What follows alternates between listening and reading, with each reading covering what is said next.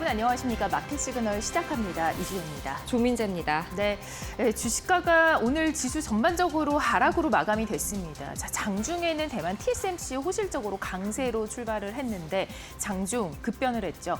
하락으로 마감된 이유는 바로 미국의 지역은행들의 부실 대출 문제가 우려로 불거졌기 때문입니다. 2023년에도 이 같은 비슷한 경우가 있어서 투심이 더욱더 위축되는 모습이 보였습니다.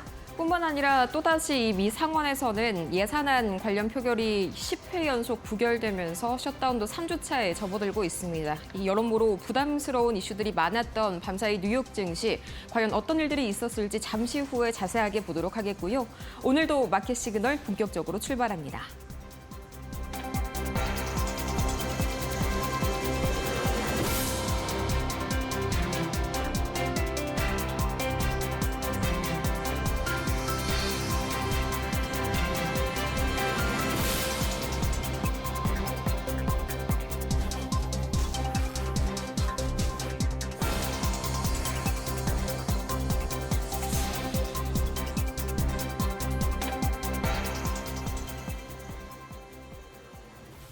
지역은행을 중심으로 한 계속한 대출 부실 문제 등의 경고등이 켜지면서 밤사이 뉴욕 증시 3대 지수가 하락으로 마감을 지었습니다. 다우지수는 0.65%, 나스닥도 0.47% 하락했고요. 이어서 S&P 500 지수 역시 0.63% 하락했습니다. 그나마 이 전일 TSMC가 견조한 호실적 그리고 앞으로의 긍정적인 가이던스를 발표하면서 일부 관련된 AI 반도체들은 투심이 좋았지만 전반적으로 다시 한번 시장에 들이운 이 신용 부실 문제에 하락하는 흐름들이 보다 강했습니다. 그러면 보다 하나하나의 이슈들 자세하게 뜯어보도록 하겠습니다. 가장 먼저 오늘 시장을 덮쳤던 건 바로 이 지역은행 중심의 대출 부실 우려라고 제가 오프닝 때부터 말씀을 강하게 드렸습니다. 이 때문에 은행주들이 계속해서 전날까지는 굉장히 실적 이슈로 좋은 흐름을 보였는데 오늘은 너나 할 것 없이 강하게 급락이 나왔는데요. 우선 이 문제가 된 오늘 두 개의 은행이 있습니다. 첫 번째는 자이언스 뱅코프. 이 자이언스 뱅코프가요, 일부 대출자에게서 발생한 부실 채권으로 인해서 5천만 달러의 대규모 손실을 떠안게 됐다는 소식에 밤사이에 약 12%의 두 자릿대 급락을 보였고요. 또 두 번째로 웨스턴 얼라이언스라는 이 지역은행도 문제가 됐습니다. 이 한 대출자가 사기를 저질렀다는 소식에 약 11%의 급락세를 보였고요. 이 사실 미국에서 은행업계의 신용 문제는 비단 오늘만의 일이 아니었습니다. 사실 지난달 이미 자동차 부품업체인 퍼스트 브랜드 그리고 그 대출업체인 트라이컬러 홀딩스가 파산한 바가 있는데요. 오늘 문제가 된 이 두 은행도 저번 이 사건과 관련이 있다는 점에서 연쇄적인 도미노 문제가 발생하는 게 아니냐 하는 우려감이 커지고 있고요. 느슨한 대출 관행에 대한 우려가 커지고 있는 가운데 지난 월요일이었습니다. 이 JP모건 실적 발표 당시에 제이미 다이먼 CEO가 최근 금융권에서의 신용 문제를 경고한 점 역시 다시 한번 주목을 받았습니다. 또 이어서 두 번째로 셧다운이 3주차에 진입했습니다. 10회 연속 이 미국 상원에서의 예산안 표결이 실패로 돌아갔기 때문인데요. 거기에 더해서 이 오늘은요, 또 밤사이에 스티브 마이런 연준 이사, 또 이 크리스토퍼 월러 연준 이사가 경제 불안을 이유로 추가적인 금리 인하를 또다시 촉구했습니다. 이 때문에 경기 둔화에 대한 우려감 역시 강해진 하루였고요. 세 번째로 이 일부 AI 반도체는 강했습니다. 엔비디아가 M7 중에서 유일하게 1% 이상 상승부를 켜냈는데 이 신용 리스크가 부각됐음에도 불구하고 AI 투심은 여전히 견고했습니다. TSMC가 전날 실적 발표에서 이 3분기 순이익이 전년 동기 대비 40%나 증가했다라고 밝혔기 때문인데요. 이 사상 최대치를 기록했을 뿐만 아니라 또 이 AI 칩 수요 급증이 상당히 실적을 견인했습니다. 덕분에 올해 매출 전망치를 상향 조정한 점 역시 전반적으로 이 엔비디아와 또 이어서 마이크론, 브로드컴 등의 관련주들의 이 호실적 또 이어서 긍정적인 주가 흐름을 불러왔습니다. 그럼 이어서 이 밤사이에 과연 이 시장의 돈들이 어떻게 움직였는지 한눈에 살펴보도록 하겠습니다. 사실 오늘 가장 두드러지는 건 역시나 은행주들이죠. 일제히 다 빨간불을 켰습니다. 그 이외에 총 11개 업종 중에서 이 테크 업종을 제외를 한다면 총 10개 종목에서 하락이 나왔습니다. 유가 하락으로 인해서 상당히 이 에너지 관련 섹터, 특히나 이 엑소모빌과 같은 정유 관련주들도 약했고요. 또 필수 소비재도 월마트와 이 코스트코 같은 대형마트주들이 유독 급락이 심했습니다. 그럼 이어서 이 히트맵에는 없지만 우리 시장에도 영향력이 큰 4가지 테마성 섹터 만나보도록 하겠습니다. 오늘은 전반적으로 강하게 급락이 나왔습니다. 양자 컴퓨팅, 배터리, 우주항공 드론과 원자력 우라늄, 너나 할 것 없이 두 자릿대 이 하락률이 심심치 않게 보이는데요. 이 신용 리스크가 발생함에 따라서 뚜렷한 실적 없이 그간 테마성으로 움직였던 종목들이 크게 휘청인 모습 보실 수가 있겠습니다. 이 공통적으로 군소 종목인 만큼 과열권에 들어섰다라는 평가들이 강했던 그런 종목들이었고요. 우선 양자 컴퓨팅은 개별적인 악재 이슈도 있었습니다. 특히나 이 리게티 컴퓨팅이 큰 폭으로 내렸는데 이 리게티 컴퓨팅의 CEO가 지난 5월 주식 100만 주를 취득하자마자 전량 매도했다는 소식이 굉장히 이례적인 일로 악재로 보도가 됐습니다. 이렇게 뭔가 매출이 강하지 않은 기술 성장주의 경우에는 이 CEO들이 자사주를 대량 보유하고 있음으로써 앞으로의 성장성에 대한 자신감을 드러내곤 하는데 이렇게 받자마자 전량 매도했다니 투자자들의 입장에서는 달갑지 못한 소식이 될 수밖에 없겠죠. 또 이어서 오늘은 제가 배터리주를 특별히 끼워 넣어봤는데요. 굉장히 강하게 하락불을 켰습니다. 아메리칸 배터리가 36%가량 급락했는데 미국 에너지부가 5,200만 달러 규모의 보조금 지원을 축소했다는 소식이 굉장한 악재로 작용이 됐습니다. 이어서 우주항공과 드론, 또 원자력과 우라늄주들도 계속해서 이 실적에 대한 불안감 그리고 신용 리스크에 대한 악재로 하락한 모습 보실 수가 있겠습니다. 이어서 특징주 살펴보도록 하겠습니다. 오늘 그래도 선방을 해준 게 바로 엔비디아였는데요. 제가 좀 전에 말씀드렸었던 이 TSMC 관련 호실적이 아직까지도 견조한 AI 수요를 확인해줬기 때문이고요. 대표적으로 마이크론 역시도 수혜를 입었습니다. 약 5%가량 강세를 보였는데 또 개별주 이슈도 한 가지가 있었습니다. CT가 마이크론 테크놀로지의 목표가를 기존 200달러에서 240달러로 대폭 상향 조정한 건데 AI로 인해서 D램 수요가 급증할 것이란 전망을 한 점이 상당히 긍정적으로 작용이 됐습니다. 과연 오늘 삼성전자와 SK하이닉스도 비슷한 흐름을 보일 수가 있을지 주목해보시면 좋을 것 같고요. 또 오라클도 3%가량 오르면서 이 대형 테크주들 사이에서 유독 초록불을 켜냈습니다. 이 2030년 회계연도 2029년 하반기부터 2030년 상반기를 의미를 합니다. 이 기간 동안에 클라우드 인프라 매출이 1,600억 달러를 돌파할 것이라는 이 예상치가 굉장히 강하게 작용이 됐습니다. 전날 투자자를 대상으로 한 프레젠테이션에서 이와 같은 긍정적인 소식을 알렸고요. 또 지난 30일 동안 650억 달러의 신규 클라우드 계약을 체결을 했다고 밝혔는데 그중 하나가 메타로 밝혀졌습니다. 이어서 다음 이슈 또 보도록 하겠습니다. M7 나머지 종목들입니다. 구글은 0.06%, 장 중반에는 더 강한 상승폭을 켰는데 장 후반 들어서 강보합권의 약간의 상승폭을 반납하는 모습들이 나왔습니다.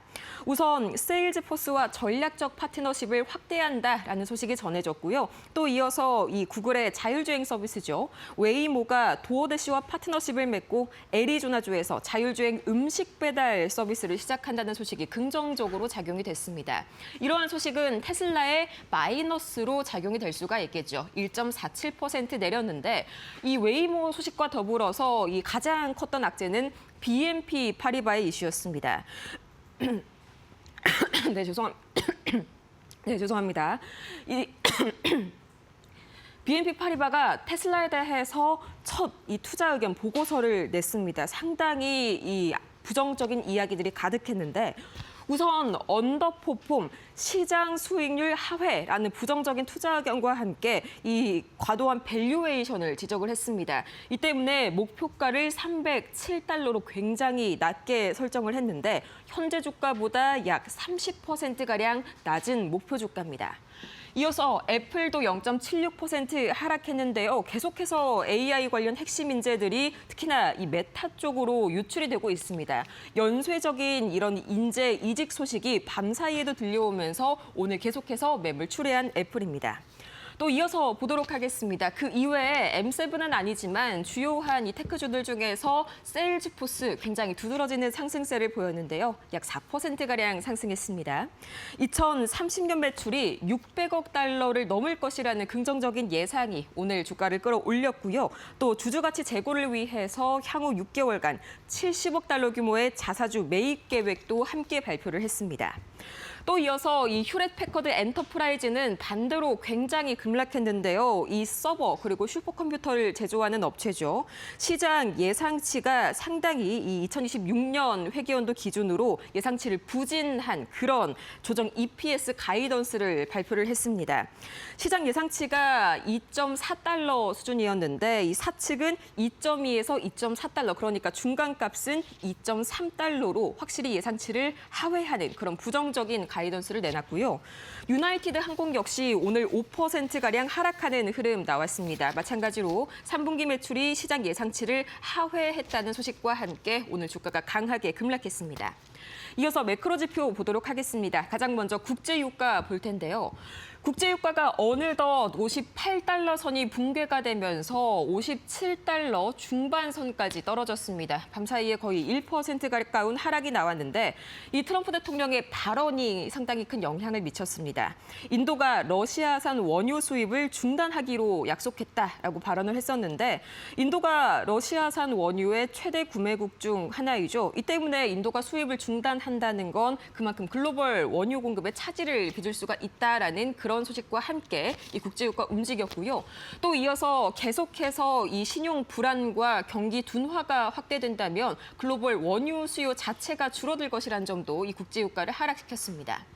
이어서 원달러 환율은 4원 가까이 내렸는데요. 계속해서 어제 베센트 재무장관이 한국과의 무역 협상이 조만간 열흘 안에 이뤄질 수 있다. 이런 식으로 긍정적인 답변을 내놓았죠.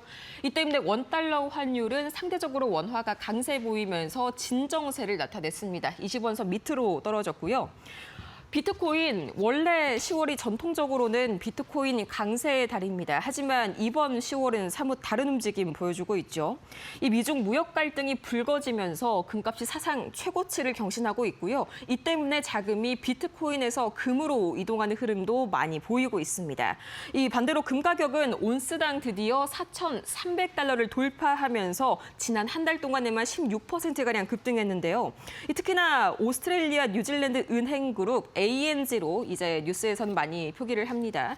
이 ANG가 연말 금 가격에 대한 전망치를 온스당 4,400달러로 상향 조정했습니다. 또 내년에는 4,600달러까지 상승할 수 있다고 전망했는데 아직까지도 추가 상승 여력이 있다라는 그런 분석을 내놓은 것이죠. 또 이어서 미국채 10년물과 미국채 2년물 잠시 되돌리나 했더니 미국채 10년물은 어느덧 4%대가 무너졌고요.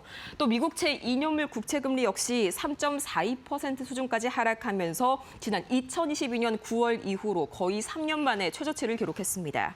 이 지역은행들의 부실 대출을 비롯해서 이런 신용 리스크들이 강하게 부각되자 경기 불안 심리가 고조됐고요. 안전자산에 대한 선호 심리가 전반적으로 상승한 오늘이었습니다. 지금까지 뉴욕 증시 마감 상황 살펴봤습니다.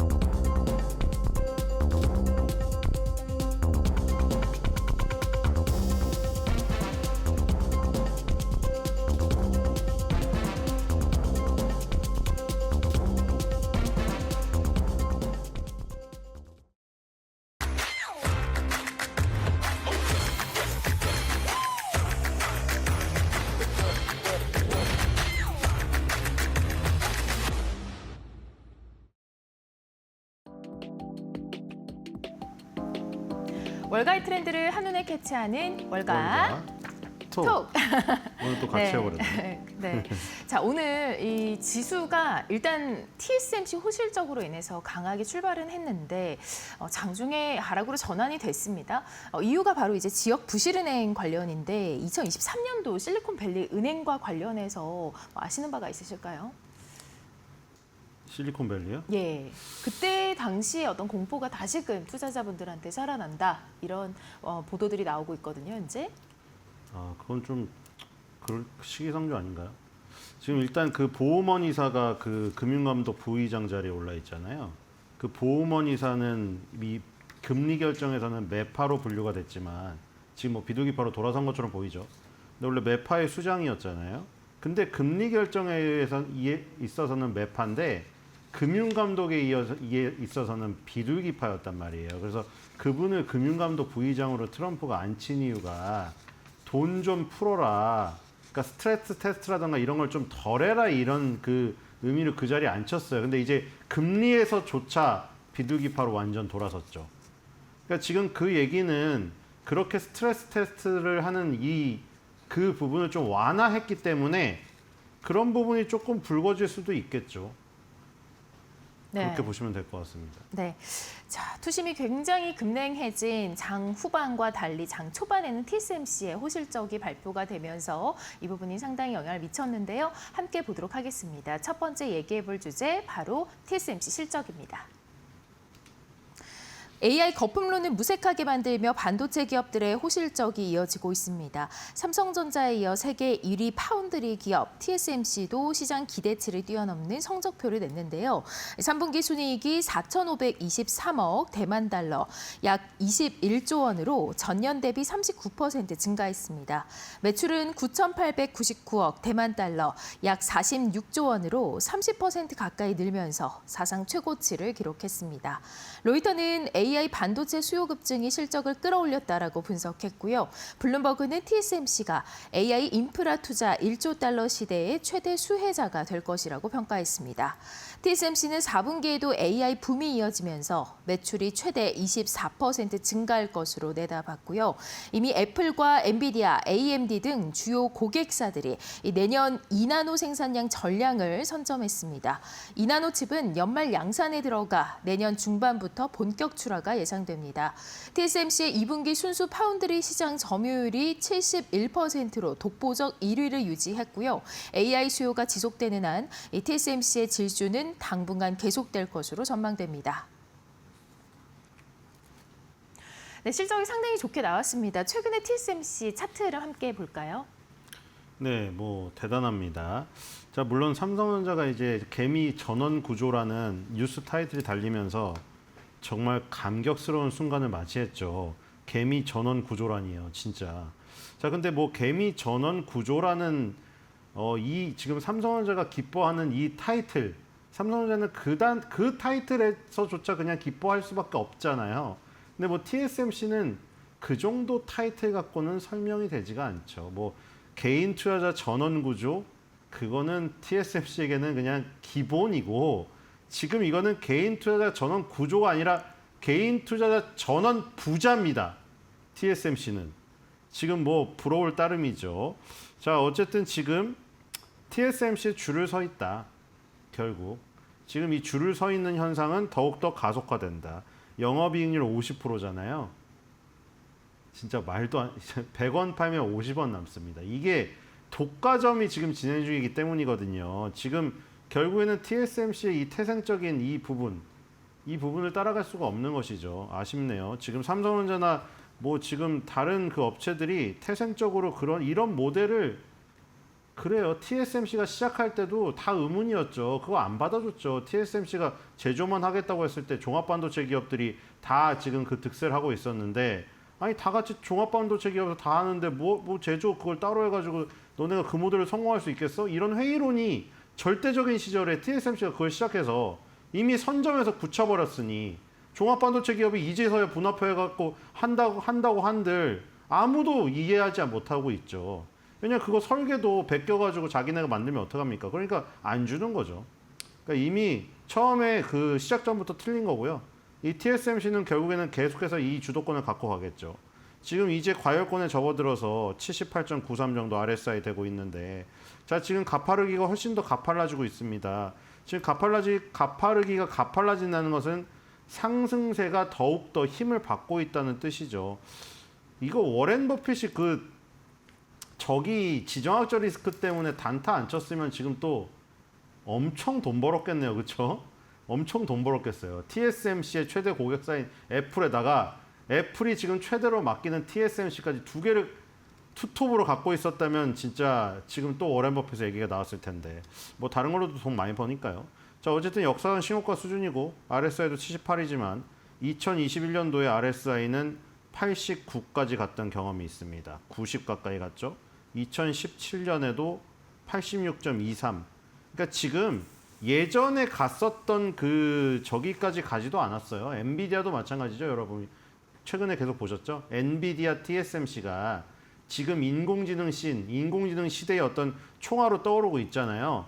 그런데 2017년과 2020년 이런 시절에는 인공지능 혁명이 오지 않았던 시절이죠. 물론 그 당시에도 엔비디아 TSMC는 대단했으나 지금 엔비디아 TSMC가 각자의 역사상 가장 뜨거운 포텐을 터뜨리고 있다는 것은 다들 인정을 하고 있잖아요. 그럼에도 불구하고 과거에 한 5년, 6년 전에 갔었던 그 과열권에 접근하지 않았다는 것이죠. 그러니까 지금 아무리 거품론을 얘기해봐야 지금 아직도 시장은 과열되지 않았음이 저기서 증명이 되는 게 아닌가 이런 생각이 듭니다. 최소한 2017년이나 2021년도 정도에 과열 정도까지 가야 그제서야 고점을 논할 수 있지 않을까 이런 생각이 듭니다. 네, 자 과열이 아니라고 하셨는데 주가는 신고가 부근이고 그렇다면 대응 전략 어떻게 가져가야 되는지 궁금합니다. 일단 추격 매수보다는 좀 눌림목을 좀 기다리는 게 나을까요? 아, 이거 뭐 지금 추격 매수를 그러니까 모르겠습니다. 그건 여러분들이 판단하셔야 돼요. 지금 이런 오라클이나 이런 것들을 지금 추격 매수나 신규 매수를 지금 얘기한다는 것 자체가 지금 그 많은 시간 동안 뭐 했나요? 지금에 와서 지금 이거를 신규 매수를 다시 고민한다는 거는 상당히 지금 고민될 수밖에 없어요. 아까 말한 대로 뭐 지금 과거의 고점에 도달되지 않아 가지고 지금 뭐 여유롭다 아직도 이렇게 얘기는 했지만 그 지금 밑에서부터 수익을 크게 지금 쌓아 놓으신 상태에서 여유롭게 대응하는 사람과 지금 그냥 제로 베이스에서 신규 매수를 다시 감행을 하려고 지금 뭐 현금 100%에서 행동을 개시하려고 지금 생각하는 사람과의 이 차이는 굉장히 극명하다고 볼 수가 있겠죠. 어쨌든 간에 지금 갖고 계신 분은 절대 섣불리 매도를 하지 말고 수익을 극대화해야 될 지금 상황인 것 같고, 신규 매수 같은 경우에는 100% 여기를 진짜 내가 올인을 할 것인가는 굉장히 고민스러운 지금 시점이라는 생각이 들죠. 그래서 신규 매수는 좀 신중하게 접근을 해야 될 것 같고, 뭐 그렇다고 해가지고 지금 AI 신에서 주도하고 있는 이 지금 그 주식들을 놓칠 수는 없잖아요. 그러니까 지금 단기적인 어떤 고점이 나올 수는 있으나 장기적인 성장세는 계속 되니까 TSMC나 뭐 오라클이나 뭐 이런 브로드컴이나 이런 회사들 있죠. 만약에 어떤 변수로 인해서 흔들려가지고 급락이 나온다. 그러면은 신규 매수자들은 그때를 기회로 삼아야겠죠. 예를 들어 지금 이 인공지능 씬을 주도하고 있는 업체들은 어떤 급락이나 단기 고점 이격 조정조차도 나오지 않고 있기 때문에 물타기를 할 수 있는 기회조차 주지 않고 있어요. 그러니까 우리가 불타기 추격 매수를 고려할 수밖에 없는데, 예를 들어서 지금 다른 업종에 보면은 그런 것들이 있죠. 예를 들어 지금 월마트는 날아가고 있는데 코스트코가 조정받고 있지 않습니까? 이럴 때 코스트코 $1,000 가서 못 사는 사람들 지금 사야죠. 저점 매수 구간. 혹은 페라리가 매년 올라서 못 샀던 사람들. 지금 전기차 비중 조절 때문에 페라리가 급락했잖아요. 이럴 때 저점 매수하는 거죠. 그러니까 그런 관점에서 보면 돼요. 신규 매수자들은. TSMC, 브로드컴, 엔비디아 지금 전혀 음봉조차 나오고 있지 않잖아요. 만약에 어떤 변수로 인해서 정말 뭐 대중국 지금 뭐 대미 무역 관계에서 뭐 어떤 어그러짐이 발생돼서 급락이 나온다. 신규 매수자들은 그때를 노려보시기 바랍니다. 네, 지금 급락이 나올 경우에는 매수 전략을 취해라라고 제안을 해주셨습니다. 자, 다음으로 넘어가 보도록 하겠습니다. 두 번째 주제는요, 바로 오라클입니다. 오라클이 2030년 회계연도까지 클라우드 인프라 매출 1,660억 달러를 달성하겠다는 청사진을 내놨습니다. 클레이 마고요크 CEO는 금융 애널리스트들과의 회의에서 이 같은 전망을 밝혔는데요. 발표 직후에 오라클 주가가 크게 급등하는 모습을 보였습니다. 회사는 최근 수천억 달러 규모의 인프라 계약을 확보했다라고 밝혔습니다. 특히 챗GPT 개발사 오픈AI와 함께 5천억 달러 규모 프로젝트를 추진 중인데요. 이 프로젝트에는 5개의 신규 데이터 센터 건설이 포함됩니다. 오라클은 최근 한 달 동안 6,500달러의 신규 계약을 체결했다고 설명했습니다. 그중에는 메타 플랫폼스와의 200억 달러 규모 계약도 포함이 되고요. 마고요크는 오픈 AI뿐만이 아니라 다양한 고객사가 참여하고 있다라고 강조했습니다. 또한 AI 클라우드 인프라 제공 시 총 마진을 30에서 40% 수준으로 조정했다고 밝혔는데요. 오라클은 이러한 구조로 안정적인 수익 창출이 가능하다고 설명했습니다. AI 투자 확산 속 오라클의 클라우드 사업은 빠르게 존재감을 키우고 있습니다. 네, 지금 차트상으로 단기 박스권을 좀 뚫고 올라가는 그런 분위기가 연출이 되고 있는 것 같습니다. 기술적으로 좀 매수 신호로 봐도 괜찮겠죠? 일단 지금 뭐 오라클, TSMC, 엔비디아는 지금 월봉상으로 전부 다 사실은 이거 그쵸, 신규 매수를 100% 들어가기에는 부담스러운 자리입니다. 지금 다 이격이 상당히 많이 벌어져 있기 때문에 지금 아까 얘기 드린 대로 지금 예를 들어 뭐 여러분들 좋아하셨던 치폴레 뭐 날아가다가 지금 어떻게 되는지 보시면 아시겠죠. 그럴 때 남들이 안 사고 떨어졌을 때 그때 사면 정말 여유로운 거예요. 근데 지금 말씀드린 이런 종목들은 이동평균선과의 이격이 상당히 많이 벌어져 있습니다. 그리고 RSI 과열권도 아까 말씀드린 대로 역사상 과열권의 수준에 근접하진 않았지만 죄다 80 정도, 80 이상 막 이렇게 지금 가 있기 때문에 70 후반대에서 상당히 이격이 많이 벌어지고 과열이 있는 건 사실이죠. 그렇기 때문에 그 100% 어떤 자기의 자산을 모두 올인하는 거에 대해서는 생각을 해봐야 되죠. 이게 너무 인공지능이 뜨겁다는데 부동산까지 빼가지고 내가 월세방을 전전하면서까지 이걸 투입을 해야 되냐. 지금 그런 시기는 아니라는 것이죠. 네. 그런 시기도 있어요, 진짜. 자기가 그냥 아파트를 빼가지고 월세로 살면서 그 돈을 투입해야 될 때가 있어요. 코로나나 서브프라임 이런 때는. 근데 지금은 그런 시기는 그런 위험도를 지금 갖고 접근해야 될 것도 아닌 것 같고요. 어쨌든 지금 오라클은 뭐 OCI 자꾸 해서 옛날에 동양제처럼 하기 전 생각나는데 OCI는 오라클 인프라죠. 인프라스트럭처죠. 근데 지금 OCI가 지금 굉장히 잘 되고 있는데 이게 처음에 시작할 때만 해도 또 우려가 많았잖아요. 그 당시만 해도 지금까지도 마찬가지인데 아마존 웹서비스, 마이크로소프트 애저, 구글 클라우드 이 3대 장이 이 클라우드를 다 먹고 있었는데 클라우드 시장이 더 커질 거라는 확신이 그때는 불확실했죠. 지금 지나고 보니까 야 그때 잘했네 했겠지만 근데 지금 했던 그 오라클의 선택이 지금 대박을 맞이했다. 정말 그 당시에 선택을 하셨던 그분 굉장히 대단하지 않을까 이런 생각이 듭니다. 네. 며칠 전에도 연설을 하셨어요. 그분이. 네, 이 신규 매수는 틈이 없다라고 제안을 하셨는데 보유를 하고 계신 분들은 추가 매수를 좀 해도 괜찮은 건가요? 그것도 좀 힘들까요? 그렇죠. 뭐 보유를 하고 계신 분들은 여유가 있죠.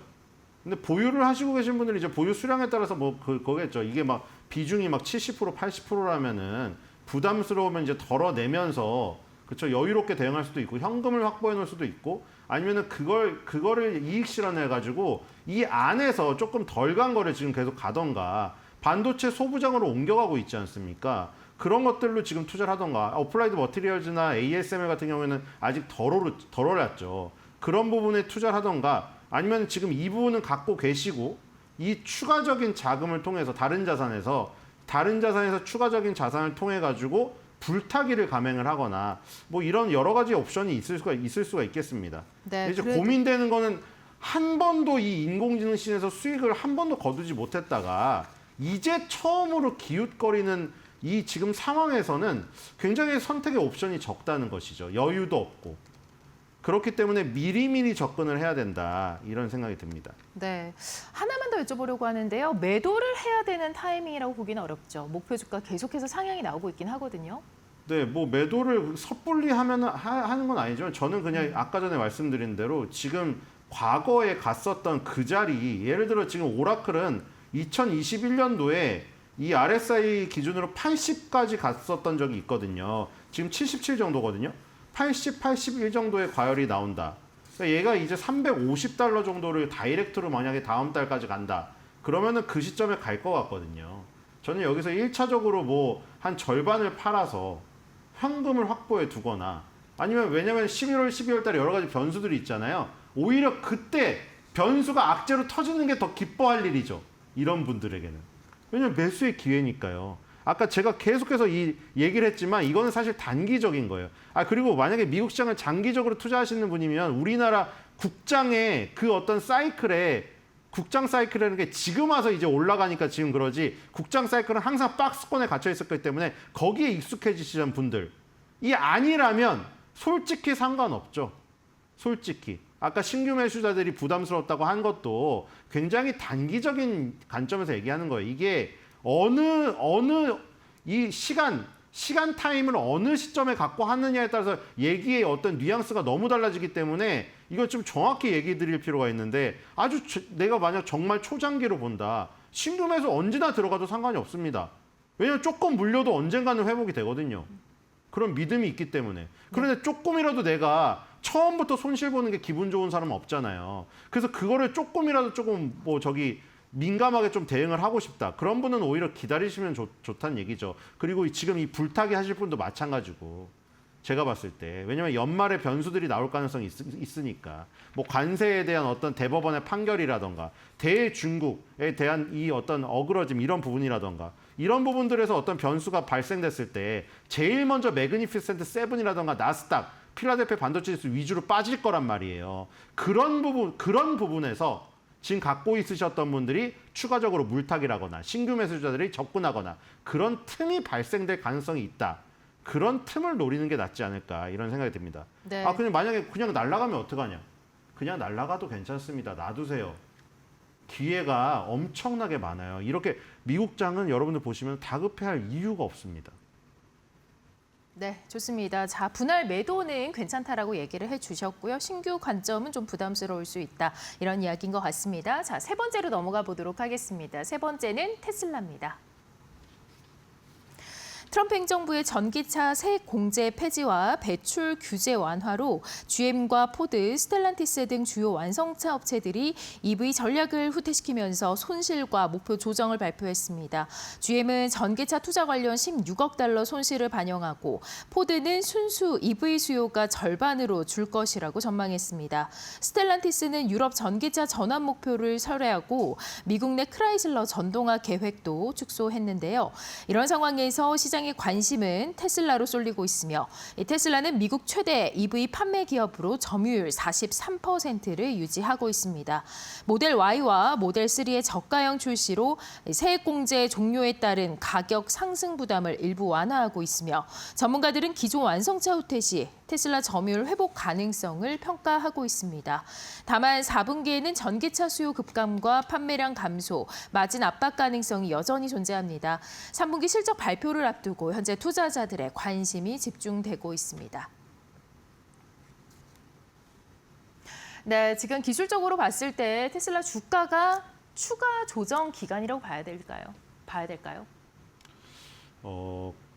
글쎄요. 그 추가 조정이 근데 이번 달로 끝날 가능성도 있고 굉장히 짧은 지금 그냥 단기적인 고점, 전고점에 대한 부담일 뿐이고 그리고 댄 아이브스 이제 방한하잖아요. 댄 아이브스한테 가서 물어보실 분들은 빨리 물어보실 준비를 다음 주인가 오죠. 최강세론자고 댄 아이브스가 하는 말이 어떻게 될 것인가 영향이 크기 때문에 자 테슬라 지금 FSD라든가 옵티머스 로봇 이런 거에 밸류의 가치를 매기고 있지만 역시 전기차죠. 근데 굉장히 유리한 부분이 지금 전개가 되고 있죠. 왜냐하면 테슬라의 전기차에 대해서 그런 얘기가 있었잖아요.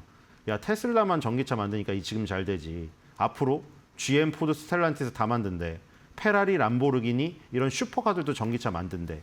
그럼 그때는 과연 테슬라 것만 살까? 우리 그런 우려 있었던 거 기억나세요? 벤츠, BMW에서도 다 나오고 그럼 예를 들어 벤츠, BMW를 타고 있던 그 분이 딜러가 와가지고 고객님 그동안 잘 타셨죠? 이번에 새로운 전기차가 나왔는데 그럼 과연 BMW, 벤츠에 만족하시는 분들 아우디, 독3사 만족하셨던 분들이 디자인도 만족하고 그동안 승차감도 만족하고 다 만족했을 거 아니에요. 그러면 내가 벤츠, BMW, 아우디를 타고 있었는데 테슬라로 바꿀 거 하다가 내 BMW, 벤츠, 아우디에서 전기차 나오니까 그걸 타지 않겠느냐. 이런 우려도 있었잖아요, 지금. 근데 지금 그런 우려가 싹 다 없어지고 있습니다. 왜냐하면 지금 테슬라를 제외한 모든 회사들이요. 전기차 비중을 낮추거나 전기차 이 사업을 다 폐지하고 있어요. 지금.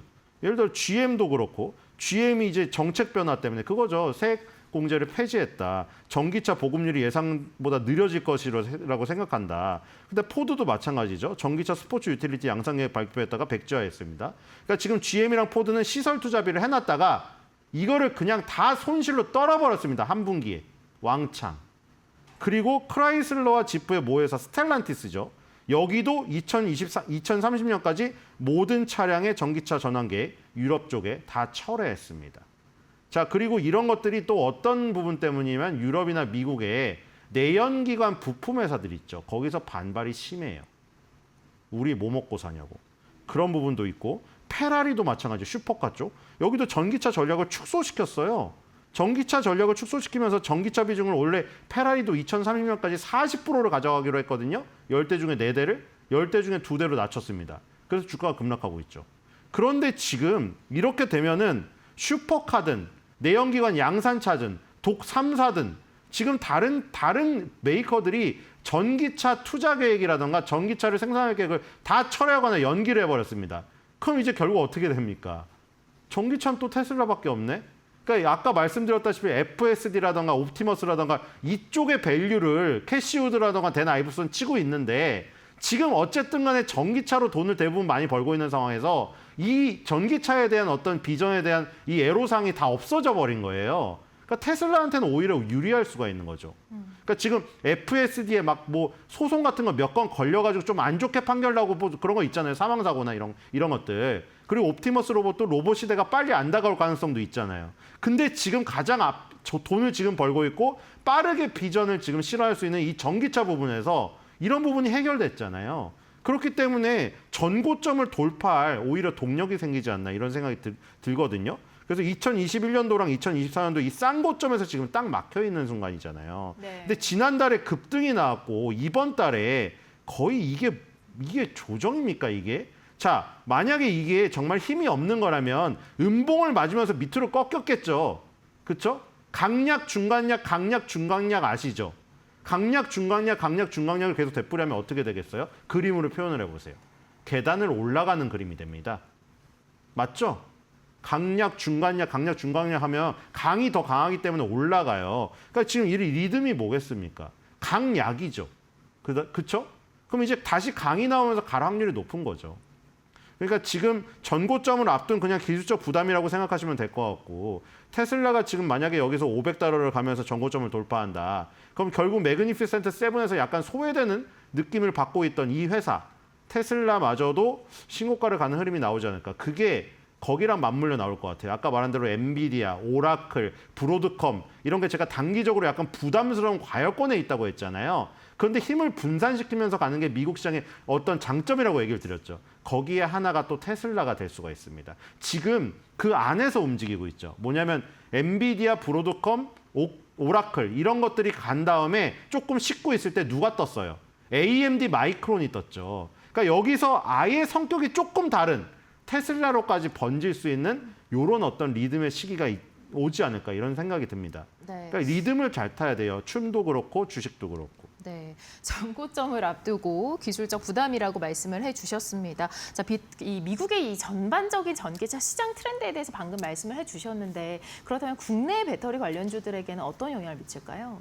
저 오랜만에 어제 에코프로 BM, 오케프로 가지고 계신 분들 신이 나셨을 거예요. 신이 나진 않았겠죠. 이제 고점에 비해서 못 미쳤으니까. 근데 어제 뭐 15% 급등하고 정말 오랜만에 급등이 나왔죠. 코스닥이 완전 바이오판이 돼가지고 힘을 못 쓰고 있다가 그쵸? 2차 전지주가 날아갔습니다.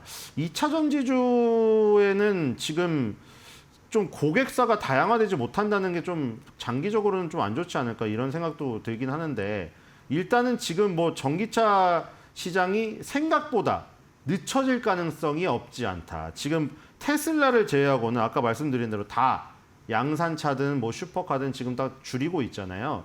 그런 부분 때문에 조금 배터리가 물론 다른 ESS나 이런 만약 데이터 센터나 이런 쪽으로 발현될 가능성이 있기 때문에 또 다른 부분이 있겠지만 전기차만 놓고 본다면 고객수가 줄어들 것은 좀 분명해 보이죠.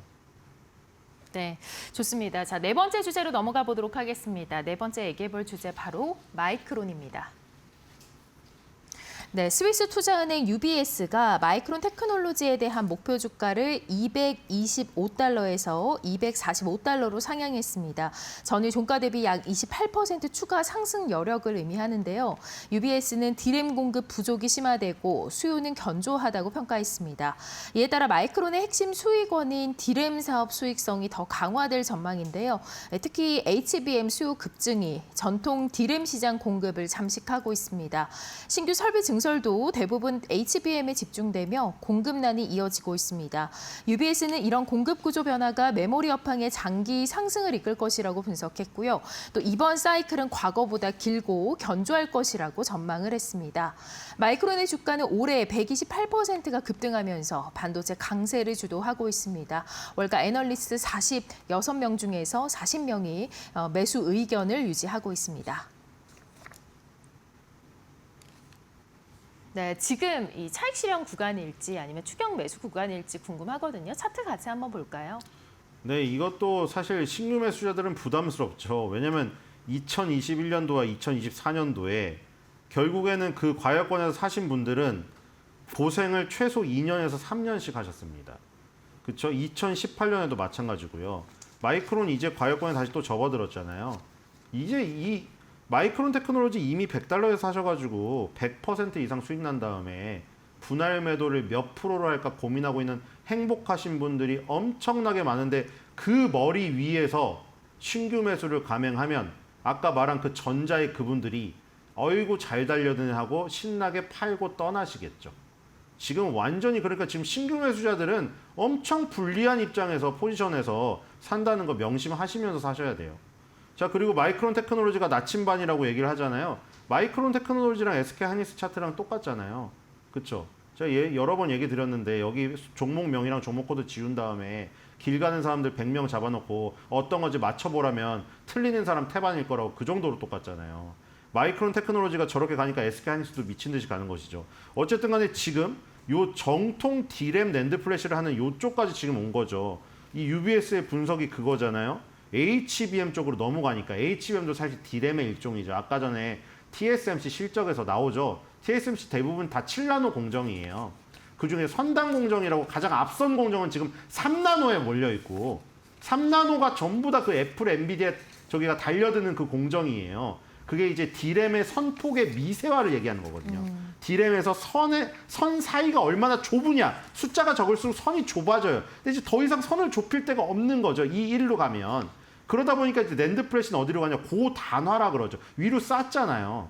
128층, 256층 우리가 건물을 위로 쌓는 거랑 똑같습니다. 그런데 낸드 플래시가 원래 고단화를 하는 부분이었는데 D램도 아까 말한 대로 선폭을 미세할 공간이 없다 보니까 이제 수직으로 쌓기 시작한 거죠. 그게 HBM이죠. 그게 HBM이 마이크론 테크놀로지, 삼성전자, SK 하이닉스 원래 메모리 반도체 D램 낸드 플래시를 하던 요 3강 혹은 1강 2중 뭐 아니면 1강 1중 1약 이 회사들이 하던 것을 그대로 위로 쌓은 거예요. 그게 데이터 센터에 들어가는 슈퍼칩 엔비디아를 받쳐주는 요 지금 메모리로 활약을 하면서 대박이 났죠. 그래서 지금 보니까 이 내용이에요. 지금 HBM 용도로 대부분 생산되는 D램이 다 쓰여버려가지고 이른바 범용 D램 혹은 전통 D램 이쪽의 수급이 너무나 타이트하다는 것이죠.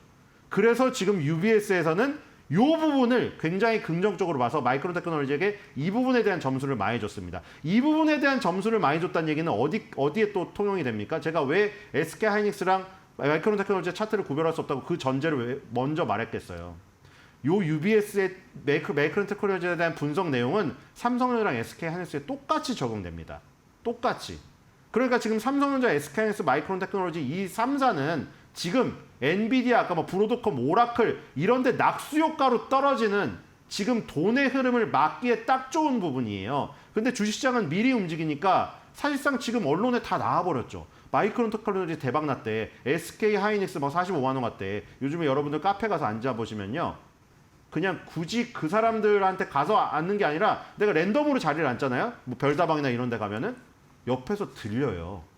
SK 하이닉스가 50만 원 가까이 갔대. 이러면서 엄청 많이 얘기합니다. 그쵸? 그러니까 지금 이미 그런 얘기가 들릴 때 살려고 차트를 딱 열잖아요. 전부 다 과열권이란 겁니다.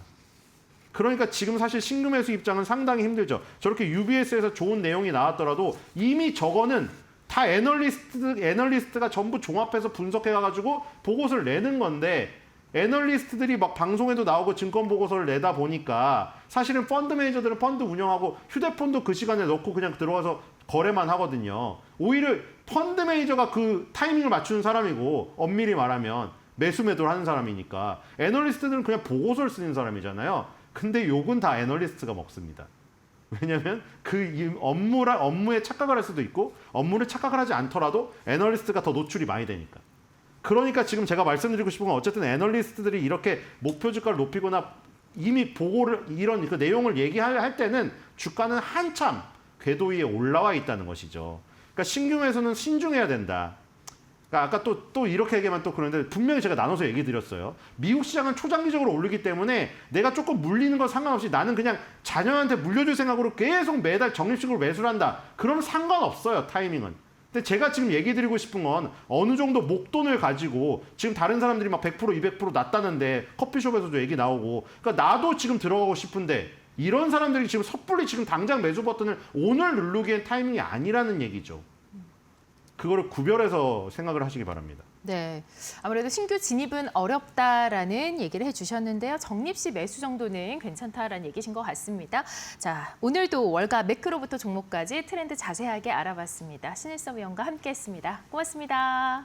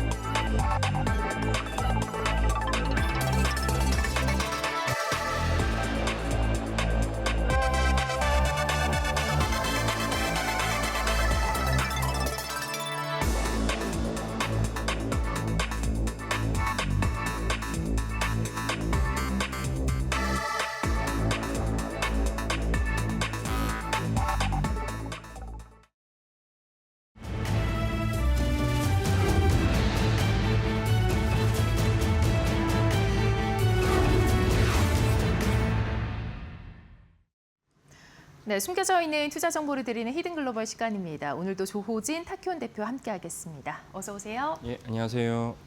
네, 오늘은 SK 하이닉스와 더불어서 사상 최고치를 경신한 코스피와 관련한 소식 알아보도록 하겠습니다. 먼저 첫 번째 헤드라인 함께 보시죠. 자, 세계 이혼 소송 대법. 이 최태원 회장의 재심 결정이라는 소식입니다. 자, 블룸버그에서 기사가 나왔는데요. 이 한국 대법원이 SK그룹 최태원 회장의 이혼 재산 분할 관련한 판결에 대해서 다시 심리를 하라라고 결정을 했습니다. 자, 이 세계 이혼 소송으로 불린 이번 사건 노태우 전 대통령 비자금이 쟁점이었는데요. 이 대법원은 이를 재산 분할 사유로 인정할 수 없다라고 판단을 했습니다. 이에 따라서 SK 주가가 7.8%나 급락. 반락을 했고요. 불확실성, 잠겨야 되는 그런 우려감 나오고 있습니다. 현재 대법 판결에 대해서 경영권 안정에는 그래도 긍정적인 신호다라고 현재 외신에서는 평가하고 있습니다. 자, 판결에 따라서 최태원 회장이 SK그룹의 이 경영권이 타격을 받을 수 있어 관심이 증폭이 되고 있죠. 예, 그렇습니다. 그러니까 그 많은 분들이 뭐 이해하시겠지만 이제 원래 1심에서는 이제 굳이 나누자면 최태원 회장과 노소영 관장 사이에서 1심에서는 이제 최태원 회장의 완승, 그리고 2심에서는 이제 노소영 관장의 완승으로 끝났었습니다. 그때 2심에서 그 생각보다 많은, 왜냐면 1심에서는 거의 노소영 관장에게 지급해야 될 돈이 좀 이렇게 작았는데 2심에서는 1조 원이 넘는 돈을 지급하라고 했기 때문에, 그리고 최태원 회장의 그 자산의 대부분이 이제 SK, 그러니까 SK그룹의 전체 지주회사이고 SK의 경영권을 갖게 되면 SK그룹 전체의 경영권을 갖게 되니까, 그러면 1조 원이 넘는 돈을 갖다 지급하려면 최태원 회장은 부득불 SK 지분을 이제 팔아야 된다. 그러면 이제 경영권이 넘어간다는 측면에서 그때 많은 이제 센세이션을 일으켰습니다. 근데 1년이 넘게 대법원에서 판결을 미루다가 어저께 대법원이 판결을 내렸는데 그 최태원 회장에게는 한숨을 돌릴 수 있는, 그래서 다시 2심에서 다시 이제 심리를 해라라고 이제 파기환송을 했습니다.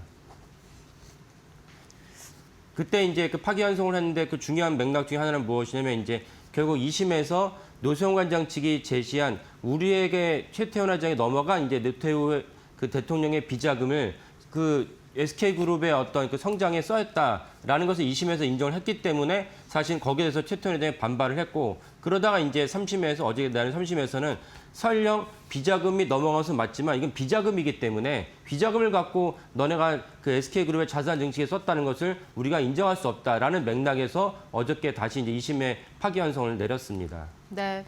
사실 이 부부의 결혼 관계를 넘어서서 이 한국 기업사에 어떻게 보면 분기점이 될 만한 그런 이 판결이 되지 않을까 싶은데요. 이 바로 SK가 그룹의 지주사기 때문에 SK하이닉스라던가 또 SK텔레콤 그리고 그룹 전체의 경영권을 갖게 되니까 아무래도 문제가 되는 것 같습니다. 예, 맞습니다. 그러니까 지금 현재로서는 이제 SK그룹의 어떤 개요를 말씀을 드리면은 SK그룹은 이제 처음에는 우리가 다 아는데 유공이라고 있습니다. 지금 이제 SK이노베이션이 이제 전신인데 유공으로 이제 SK그룹이 컸고, 두 번째는 이제 이동통신, SK텔레콤을 갖다가 이제 또 사업을 시작하면서 우리나라 지금도 아직도 1등 통신사죠. 그때 이제 노태우 대통령 시절에 이제 SK텔레콤을 갖다 인수하게 됐습니다. 그리고 이제 그 이명박 정부 시절에 SK하이닉스를 갖다 인수하면서 당시에 이제 SK하이닉스가 주인원 회사로 산업은행의 주인이었는데 이명박 대통령 시절에 SK하이닉스를 인수를 했는데 그때 참 말이 많았습니다. 어쨌건 그 말이 많았는데 SK하이닉스가 뭐 주지하다시피 뭐 어제도 뭐 SK하이닉스가 뭐 사상 최고가를 찍지 않았습니까? 그러니까 이런 식으로 SK그룹은 실질적으로 어떤 회사를 갖다 시작을 해서 기업을 일구기보다는 새로운 회사를 M&A 한 다음에 그 회사를 바탕으로 해서 더 그룹의 성장 동력으로 삼았습니다. 그래서 전체적으로는 SK라는 지주회사가 있고 SK라는 지주회사에 아까 말씀드린 이제 SK텔레콤, 그다음에 중간 다리인 SK스퀘어를 거쳐서 SK하이닉스를 지배하고 있어서 만약에 SK그룹의 경영권을 가지려면 주 SK를 갖다 경영권을 갖게 되면 이 모든 것을 갖게 됩니다. 그러니까 제가 서두에 설명드린 대로 만약에 2심 판결대로 1조 원이 넘는 어떤 자금을 이제 노소영 관장에게 건네줘야 된다면 경영권이 사실은 그 위태로울 수밖에 없는 그런 상황입니다. 그래서 이제 외신도 오늘 설명드린 블룸버그뿐만 아니라 많은 외신들도 어제 대법원 판결을 갖다가 비중 있게 다뤘습니다. 네. 그런데 이 관련 보도와 관련해서 국내 언론과 또 외신의 이 보도의 차별점이 굉장히 크다고요. 예, 예. 네. 그래서 뭐 당연히 그 판결에 대해서는 좀 중요한 맥락을 갖다가 블룸버그에서 보도를 했는데, 그다음에 또 무엇이 있었냐면 이제 블룸버그 보도랑 국내 언론의 가장 큰 차이점이 무엇이냐면은 SK그룹이 이제 한 1년 전부터 한 1년이 넘었습니다. 그때부터 이제 SK는 그 스펙스 추구 협의회라는 스펙스 추구 협의회입니다. 사실은 이제 협의회라는 건 어떤 법적인 실체가 없다고 볼 수도 있지만 그럼에도 불구하고 최태원 회장과 각 계열사 차장들이 다 모여서 이제 회의를 합니다. 그러니까 중요한 의사결정을 하다 보니까 일종의 이제 그룹의 중요한 게 거버넌스를 갖다 결정하는 회의라고 볼 수 있는데, 스펙스 추구 협의회 의장으로 이제 사촌이 이제 최재현 회장을 갖다 앉히면서 그러면서 이제 그 구조조정에 드라이브를 걸었습니다. 그래서 이런 맥락으로 그때는 부채비율을 낮추고자 구조조정을 했다라고 이제 이해를 했는데, 블룸버그는 어떻게 뭐라고 보도했냐면 그 구조조정을 드라이브를 건 이유가 2심 판결에서 최태원 회장이 완패를 했는데 실제로 이제 판결 내리면 이제 결국은 돈을 줘야 되지 않습니까? 그 돈을 주기 위한 어떤 이제 유동성을 갖다가 마련하기 위한 수순이었다라고 이제 블룸버그가 이제 그렇게 적시했던 것이 좀 이채로 끝납니다. 그럼 바꿔 얘기하면 무엇이냐? 구조조정에 대한 드라이브가 좀 이렇게 완화될 수 있다라고 볼 수도 있겠습니다. 네, 굉장히 날카롭게 지적을 한 것 같습니다. 자, 주가 차트도 함께 볼까요? 예. SK 주가. 예. 그래서 이제 어저께 이제 그러니까 일반적으로는 이렇게까지 또 이제 그 파기 현상이 나오지 않을 거다라는 맥락도 있었기 때문에 어제 재판은 이제 10시부터 시작됐습니다. 10시부터 시작됐는데 화면에 보신 대로 주가가 이제 급락한 시점이 무엇이냐? 그러니까 처음에 많은 분도 아시겠지만 그 판사가 나타나서 바로 이제 그 결론을 갖다 말하는 경우도 있지만 대부분 바로 결론 얘기하지 않고 뭐 이런저런 배경을 쭉 설명합니다. 배경을 설명하다가 갑자기 이제 판결 내린 경우가 다반사인데 어제 같은 경우도 이제 쭉 배경을 설명하다가 이제 대법관이 파기환송한다. 그러니까 갑자기 이제 아까 말씀드린 SK 경영권이 그대로 최태원 회장에 유지된다. 최태원이 유지된다는 것은 사실은 SK 경영권이 만약에 판결이 2심 판결대로 됐으면 SK 경영권에 대한 위협이 될 수 있으니까 그러면 SK 자체가 사실은 더 많은 사람들이 SK 경영권을 갖기 위해서 주식을 갖다 매수하려고 하면 주가가 올라가야 되니까 주가가 올라간다는 경영권 어떤 그 불안정성에 대한 것이 일부분 반영됐다 보시면 됩니다. 근데 어제 판결로 불안정성이 없어졌으니까 주가가 내려갔습니다. 그 말은 무엇이냐면 다시 말씀드리면 SK의 그 주가는 SK의 불안정한 경영권에 대한 그 가능성이 내포돼 있다라고 볼 수가 있습니다. 그래서 어저께 그 장중에 7% 정도 이제 하락을 했다가 종가로는 한 5% 좀 넘게 이제 하락으로 마무리했습니다. 네, 지금 SK가 지주사라고 말씀을 하셨는데 사실 뭐 다른 지주사들도 마찬가지로 올해 잠깐이라도 뭐 상승이 있었던 지주사들은 굉장히 많지 않았습니까? 예, 어떤 맞습니다. 것들이 있었을까요? 예. 그러니까 예를 지주사라고 한다면 뭐 SK도 있고 그다음에 삼성물산도 있고 그리고 뭐 이제 두산도 있습니다. 이런 지주사들이 대부분 이제 그 주가가 상승했습니다. 주가가 상승한 이유는 이재명 정부가 시작하면서 이재명 정부가 상법 380여 3항을 개정을 했고 두 번째로 이제 현실화될 거라고 여겨지는데 자사주 소각 의무화라는 관점에서 우리나라 지주사들이 과도하게 디스카운트된 면이 있습니다. 그래서 두 가지가 이제 점점 현실로 이제 그 적용된다면 지주사의 디스카운트가 해소될 거라 보여집니다. 그런 맥락에서도 어저께 이제 SK의 그 급락은 아까 말씀드린 지주사의 가장 그 디스카운트 요인 중 하나가 그 지주사 자사주가 지나치게 많다는 것인데 SK 역시 자사주를 20% 넘게 한 25% 갖고 있습니다. 그럼 만약에 자사주를 소각 의무화가 된다면 SK 주주들 입장에서 앉아서 25%의 그 자산 가치 올라가는 효과를 거두게 됩니다. 따라서 어저께 이제 주식 급락은 너무 과도한 측면이 있었다. 이렇게 이제 볼 수가 있습니다. 네, 뭐 지주사들의 앞으로 뭐 선전도 기대를 해보고 또 지금 말씀하신 이 재심 결정도 다시금 또 있을 예정이기 때문에 경영권 불확실성이 좀 해소가 될 가능성이 있을지도 좀 주목을 해봐야 될 것 같습니다. 자, 두 번째 헤드라인 함께 보도록 하겠습니다. 자, 두 번째는 무역협상 훈풍, 코스피 사상 최고치 경신이라는 헤드라인입니다. 자, 뭐 우리가 다 알다시피 이제 어제장 너무 좋았는데요. 자, 지금 베센트 재무장관이 동아시아 무역협정이 마무리에 근접했다라는 발언을 내놓은 게 정말 컸죠. 이 코스피가 사상 최고치 경신을 하면서 현대차 기아가 이를 이끄는 그런 모습을 보였습니다. 트럼프발 자동차 관세 불확실성은 여전히 존재를 하고 있는데 그 가운데 배터리 관련주들도 이제 관세 인하 기대감으로 인해서 상승하는 모습을 보였습니다. 구윤철 기재부 장관, 김정관 산자부 장관 등이 이제 일제히 이제 미국으로 넘어갔죠. 예, 네. 그렇습니다. 그러니까 사실 우리나라가 이제 가장 근본적으로는 트럼프 대통령이 작년 11월에 이제 당선이 됐고 당선되자마자 이제 관세에 대한 드라이브를 엄청나게 걸었습니다. 그러고 나서 이제 추가적으로 여러 주요 국가들과 관세에 대한 그 계속 논의를 했는데 우리는 이제 그 사이 무슨 일이 있었냐면 12월 3일 날 윤석열 대통령이 계엄을 선포하고 그리고 탄핵에 대해서 물러나면서 그리고 올해 이제 다 올해 벌어진 일입니다. 올해 대선을 치르면서 새로 이재명 정부가 출범했습니다. 그러니까 트럼프 대통령의 관세 드라이브는 사실 다 예정돼 있었는데 우리는 그 사이 정권이 바뀌면서 그 관세 협정을 위한 준비나 실무자 다 바뀌었으니까요. 이런 부분들이 있었습니다. 그래서 우리가 상대적으로 관세 협상에서 좀 잘못된 결정을 내렸다, 불이익을 받았다라고 볼 수도 있습니다. 그래서 3,500억 달러를 갖다가 내놓기로 했는데 문제는 사실 3,500억 내놓으니까 트럼프 정부 임기 동안에 그래도 우리의 국가 여력을 봤을 때는 일본이 5,500억 달러고 우리가 3,500억 달러니까 너무 많다라는 지적이 있었고 그래서 그런 거 당연히 다 알고 있으니까 향후 트럼프 대통령 임기 동안 차분하게 좀 나눠서 지불하면 좋겠다라고 생각하고 있었는데 트럼프 대통령이 아니야 한 번에 3,500억 다 내. 그러니까 뭐 난리가 났습니다. 왜냐하면 우리나라 외환 보유가 4천억 달러가 좀 넘는데 3,500억 달러 한 번에 다 내면 이제 환란이 IMF 제2IMF 사태가 터지지 않습니까? 그런 맥락에서 아직도 관세 협정이 안 끝났는데 좀 전에 들으신 대로 어저께 이제 그 베센트 장관의 발언과 그다음 우리 주요 이제 구윤철 장관과 이제 김정관 장관이 부랴부랴 이제 방미를 하면서 이제 관세 협정이 이제 마무리되는 수순인가 보다라는 어떤 이제 시장 전망이 이제 확장이 됐습니다. 네. 이 관세 협정이 타결될 경우에 받게 되는 그 수혜 업종이라고 한다면 지금 완성차를 꼽아주셨는데 그 이유가 무엇일까요? 예, 그렇죠. 우리나라는 수출 주도형 국가이기 때문에 GDP에서 수출이 차지한 비율이 70% 넘습니다. 그러면 수출에 품목을 게 뭐 여러 가지가 있지만 굵직굵직한 걸 생각해 본다면 많은 분들이 이해하신 대로 당연히 큰 건 반도체죠. 삼성전자, SK하이닉스가 생산한 이제 반도체, DRAM, 낸드 플래시 등을 이제 우리가 주요 수출 품목이고 또 다른 수출 품목을 한다면 역시 완성차입니다. 그래서 현대차, 기아차가 국내에서 생산한 완성차를 미국에 수출하는 것인데 근데 반도체는 상대적으로 이제 이 관세에 대해서 그 주목을 받지 않은 이유가 무엇이냐면 이미 트럼프 대통령과 같이 무엇을 하기로 했냐면 관세에서 반도체는 최혜국 대우를 받기로 했습니다. 그러니까 더 이상 관세로 인한 부담이 덜하고 그리고 많은 분들이 아시겠지만 사실 드램만 하더라도 삼성전자, 마이크론, SK하이닉스 이 3사가 이제 실질적으로 시장 점유율을 갖다 95% 갖고 있기 때문에 만약 트럼프 대통령이 관세를 떼린다고 하면은 3사에게 물론 이제 마이크론이 미국에 공장이 있긴 하지만 그럼에도 불구하고 3사의 대부분이 외국에서 생산되니까 트럼프 대통령이 관세를 때린다면 대만과 우리나라에 때리는 것이고 그렇다면 동등하게 관세를 25% 때린다면 같이 가격이 25% 올라가게 되니까 우리의 부담이 적습니다. 하지만 완성차는 그렇지 않죠. 특별히 우리 현대 기아차의 경쟁자를 할 수 있는 혼다랑 이제 토요타는 이미 일본의 관세가 마무리됐는데 우리가 관세 때문에 가격이 올라가게 됐습니다. 그래서 현대차와 기아차가 주가가 올라가지 않고 횡보를 계속하고 있고 심지어 코스피보다도 언더퍼포먼 코스피가 25% 이상 상승했는데 현대 기아차는 뭐 4% 어제는 많이 올라갔지만 어제를 갖다 제외한다면 그런 어떤 이제 주가 흐름을 보인 이유도 그 때문입니다. 네, 지금 어제 많이 올라왔다라고 말씀을 해주셨는데 현대차와 기아 주가 차트 한번 같이 보도록 하겠습니다.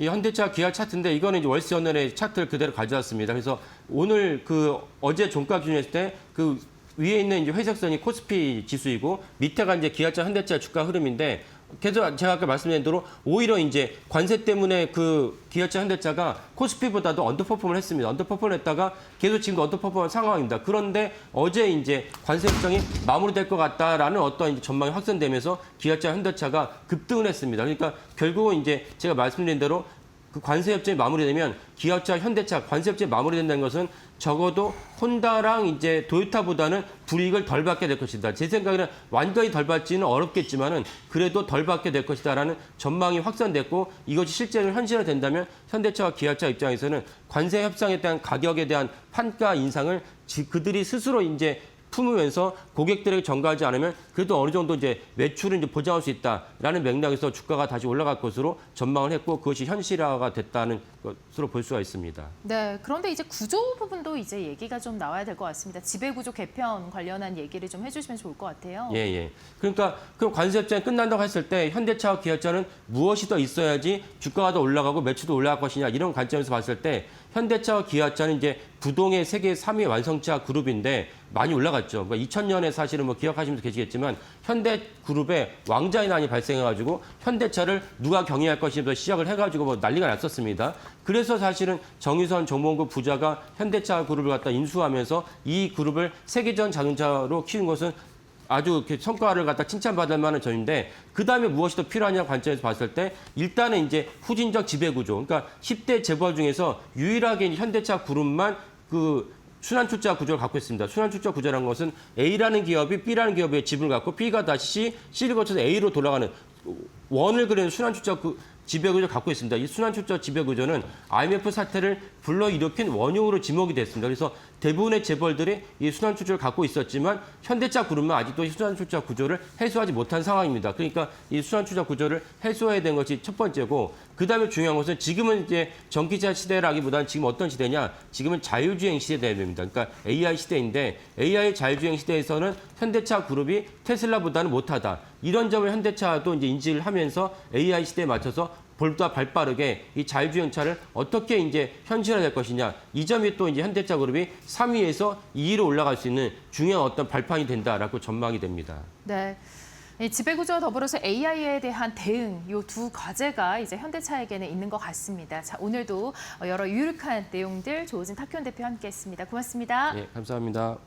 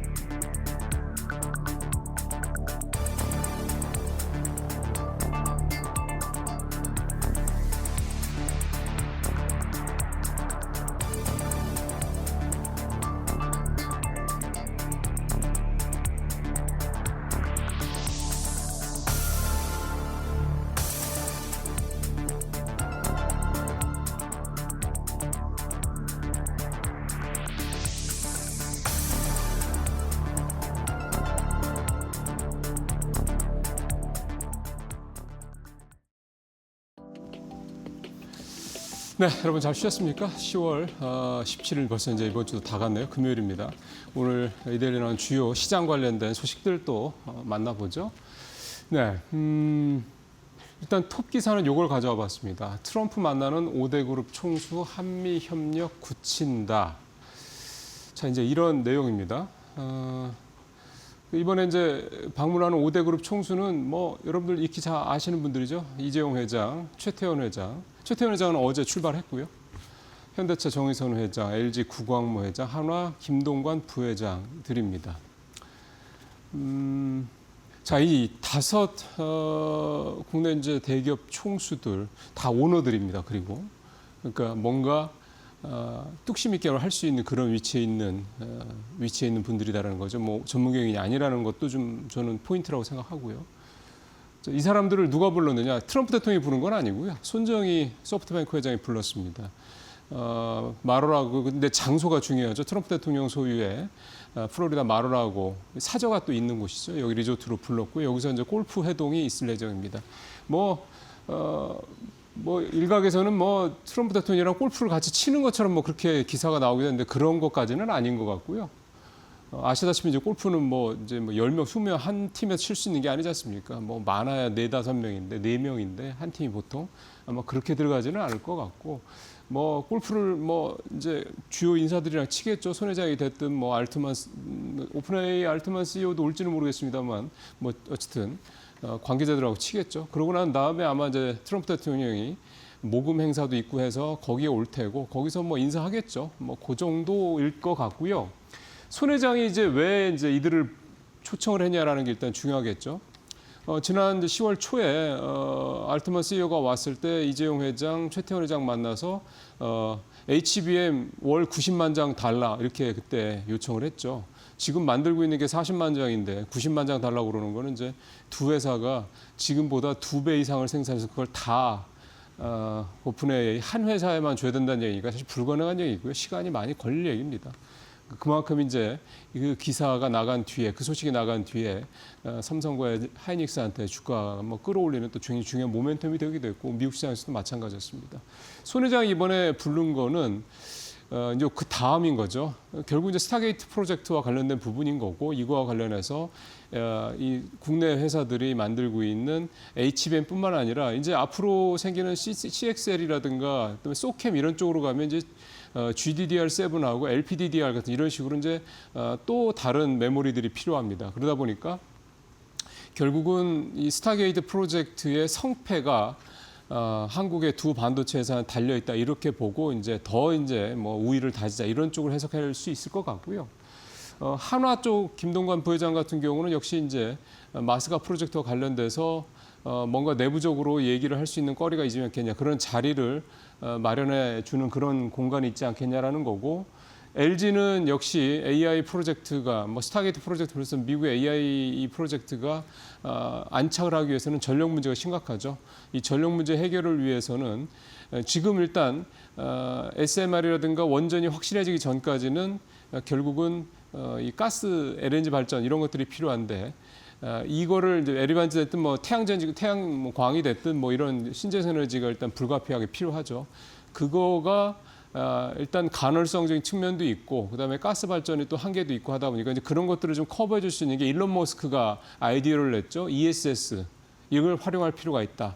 지금 미국에서 ESS를 좀 뭐 만들어낼 수 있는 데가 물론 제작은 뭐 테슬라도 하긴 합니다만 결국은 리튬 LF 배터리를 만들어낼 수 있는 곳이 필요합니다. LG 에너지솔루션에서 그걸 지금 미국에서 만들고 있죠.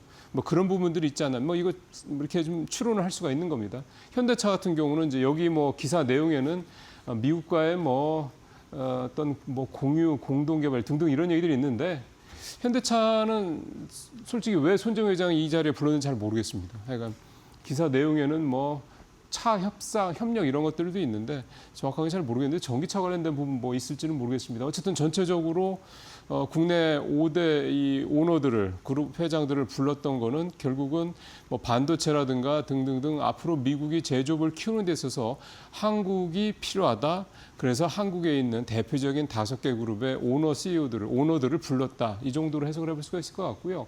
여기에서 무슨 대단한 뭐가 있을 거 아니에요. 이렇게 글쎄요. 그 기대치는 너무 높게 가지실 필요는 없을 것 같다는 생각도 좀 들고요. 이걸 주선하는 사람이 손정혜 회장이라는 거, 이 부분 결국은 이제 스타게이트 프로젝트랑 연결해서 해야 할 부분이고 메인은 역시 반도체다 이렇게 좀 봐야 될 것 같습니다. 근데 되게 하여간 화려하긴 합니다. 기사가 이렇게 국내 5대 그룹 CEO들을 한꺼번에 불러서 뭐 회동도 하고 이런저런 자리도 만들고 한다라는 거. 어쨌든 여기서 어떤 얘기 나올지 18일 날 손정혜 회장이랑 회동이 있고요. 그 이후에 그날 뭐 트럼프 대통령이 가서 뭐 연설도 있고 하겠죠. 그런 때 혹시 어떤 얘기들이 나오는지 역시 좀 후속 보도를 좀 봐야 될 것 같습니다. 조선 얘기 좀 해보죠. 미중 갈등의 조선업 판도 흔들 한국의 기회다. 글쎄요. 미중 갈등의 조선업 판도가 흔들릴까요? 하나오션 사태 때만 보더라도 그러니까 중국이 이제 제재를 했던 하나오션만 보더라도 지금 뭐 이제 하루 만에 상황에서 좀 벗어났죠. 그래서 좀 미중 갈등 때문에 조선업 판도가 흔들거린다는 보다는 오히려 좀 뒤쪽에 있는 한국의 기회라는 표현이 훨씬 더 좀 맞는 것 같고요. 조선 3사들은 이제 3분기 실적 시즌 발표 이제 곧 할 텐데 굉장히 좀 좋은 기대 예상이 좀 되고 있습니다.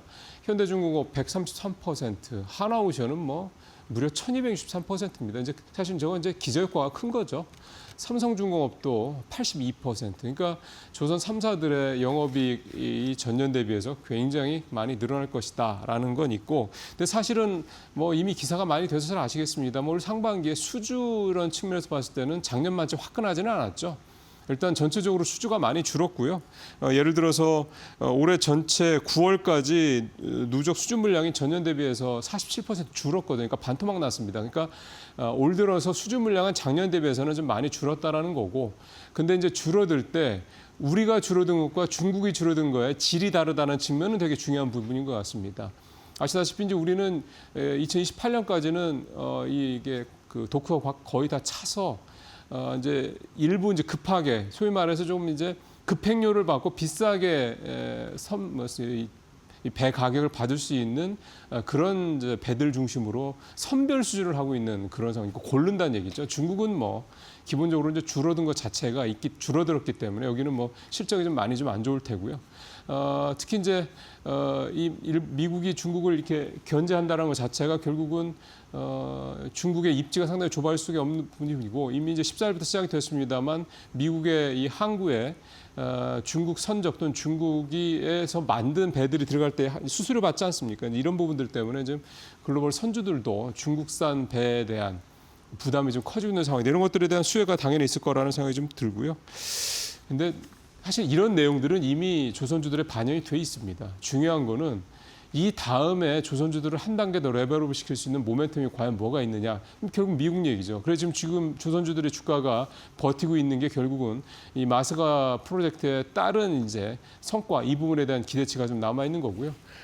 그래서 결국은 마스가 프로젝트와 관련돼서 상선이 먼저 발주가 있을 테고 그 다음에 이제 MRO라든가 미국 군함 쪽으로 좀 가야 될 텐데 최근에 중국이 이번에 하나오션 제재했던 것도 결국은 미국 그 군 관련된 해군 관련된 견제에 있다라는 해석들이 좀 많이 나오고 있지 않습니까? 그런 걸로 봤을 때도 어쨌든 이게 언제 얘기가 돼서 실제 가시화가 되느냐, 이게 조선업체들을 끌고 올라갈 수 있는 이제 또 다음 모멘텀이라는 생각이 좀 듭니다. 근데 이게 되면 이거는 이제 사이즈 자체가 좀 다르기 때문에요. 2029년에서 2030년 이런 사이즈가 아니라 2, 3년 더 뒤로 더 갈 수도, 예를 들어서 뭐 2030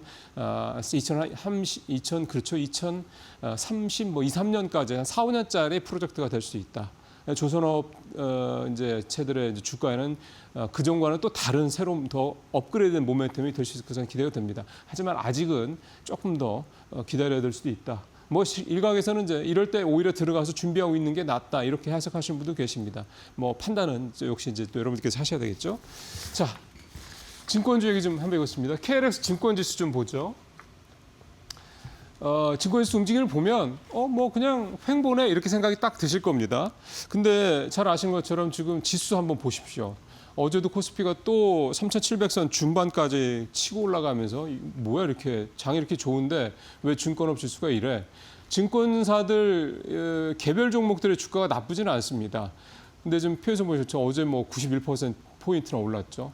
3,740, 3,700 뭐 중반까지 좀 올라와 있는 그런 상태인데 그러면 이제 증권주들은 당연히 거래도 늘고 하니까 수수료 수익도 늘어나고 뭐 그렇게 생각이 좀 됩니다. 실제로 좀 그렇고요. 9월 들어서 국내 뭐 거래소하고 넥스트레이드 합쳐서 거래 대금이 뭐 매일 30조 원을 돌파하고 있는 상황이니까 역대 최고치고요.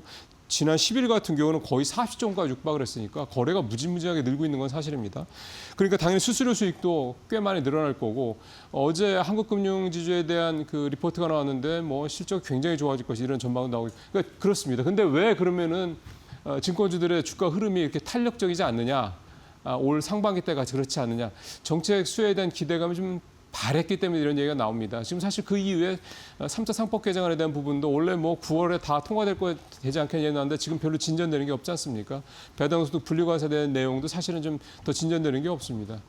그러다 보니까 뭐 되긴 될 텐데 지금 당장 손에 잡히질 않다 보니까 결국 증권주들이 실적은 되게 좋은데 결국은 정책 수혜에 대한 이 정책에 더 좋아질 것이라는 이런 부분들이 조금 살짝 둔화되니까 주가가 이렇게 상방에만큼 탄력적이지 않다라는 건데요.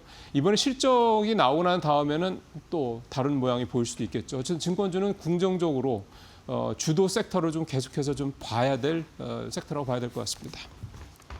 자, 마지막으로 짧게 하나만 더 보겠습니다. 요즘 성악개미들이요. M7 대신 아이렌이라는 뭐 종목을 되게 좋아한답니다. 아이렌은 원래는 이 비트코인 관련된 회사였는데 지금은 채굴 회사였는데 지금은 AI 클라우드 인프라 사업을 해가지고 뭐 대박이란 그런 회사인데 보시는 것처럼 뭐 아이렌을 지금 제일 많이 아주 압도적으로 국내 투자자들이 성악개미들이 샀고요. 뭐 오라클, 그다음에 비트만 여기도 이제 비트코인 관련된 데죠. 브로드컴 뭐 이런 회사들 쭉 샀고요. 이 M10이라는 그런 이제 얘기가 나오는 거는 이제 시카고 옵션 거래소에서 만든 새로운 지수인데 M7에다가 브로드컴하고 팔란티어 AMD를 추가해서 이제 10종목으로 M7이 이제 M10이다 이렇게 늘려가고 이것도 아마 이제 앞으로는 되게 회자가 좀 많이 될 것 같습니다.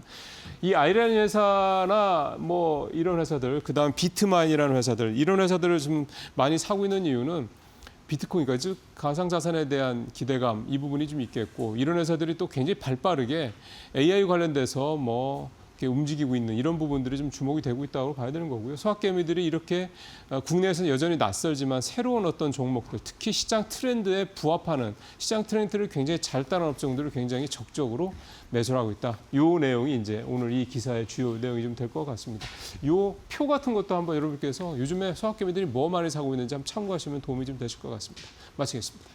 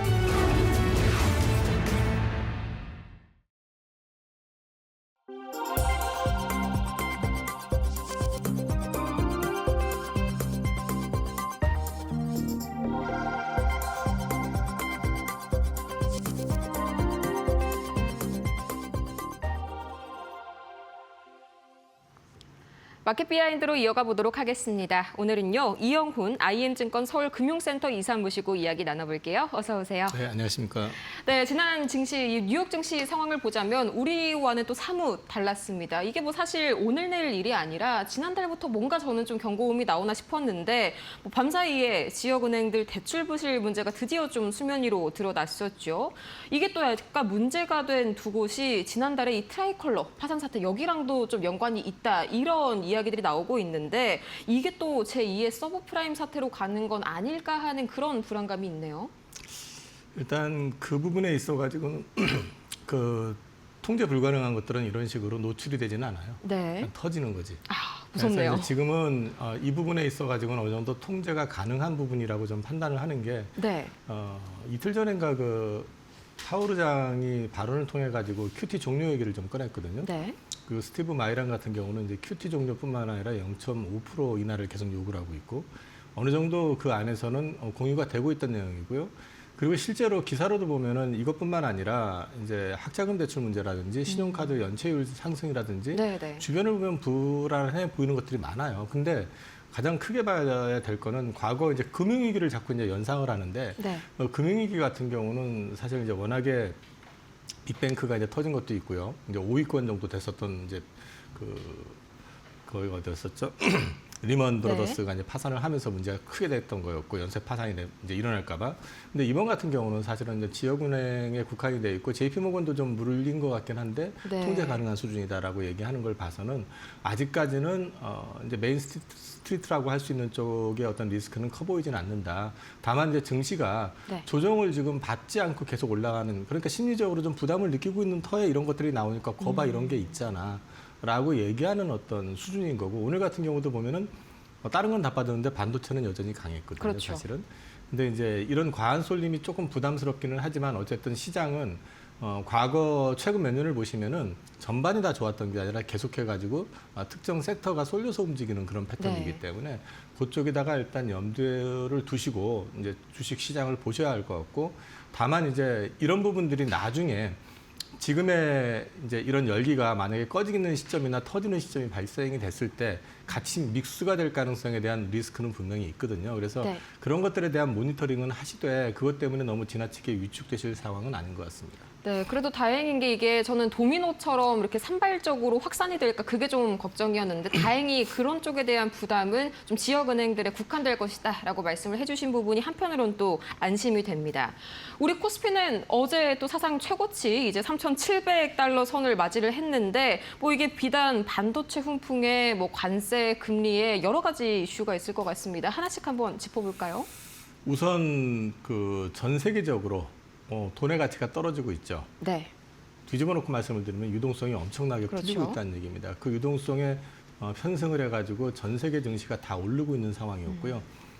작년에 한국 증시가 소외가 됐었던 건 이유가 분명합니다. 네.